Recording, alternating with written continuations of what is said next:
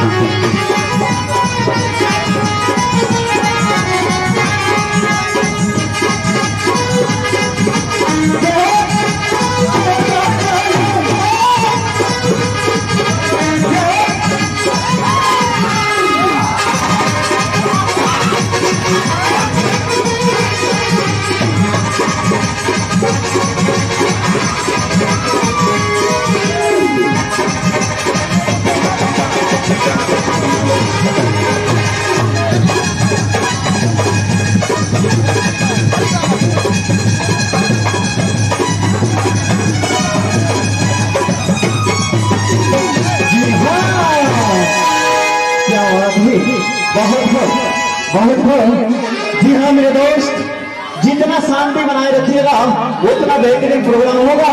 तो आप लोग जो भी शांति बनाए रखिए और मेरा आग्रह है कि मैं सबों से आग्रह करता हूँ कि आप लोग शांति बनाए रखें और जितना शांति रहेगा मैं उतना अच्छा प्रोग्राम दूंगा। और एक से एक कलाकार बुलाए हैं तो भैया म्यूजिक लगाइएगा भक्ति सॉन्ग। तो फिर से मैं आवाज देना चाहूंगा हमारे स्टेज की मल्लिका हसीन कलाकार जिनका नाम है मिस मुस्कान भर दे। तो देखते हैं उन्हीं के माध्यम से एक प्यारा सा भक्ति के बड़े अंदाज। उससे पहले मैं कहना चाहूंगा क्या है भैया, अरे एक बार काली माई के नाम बजेगा ताली बजा दीजिए। नाइचा पावर 25 ग्राम पावर चाहो। कहना है कि काली मुर्गी उजली ना हो जाए, काली मुर्गी कहीं उजली ना हो जाए, और जो इस काली मैया के दरबार में ताली ना बजाए उसके हाथों में खुद भी हो जाए। क्या बात है। चाहिए मैं आवाज देना चाहूंगा इस को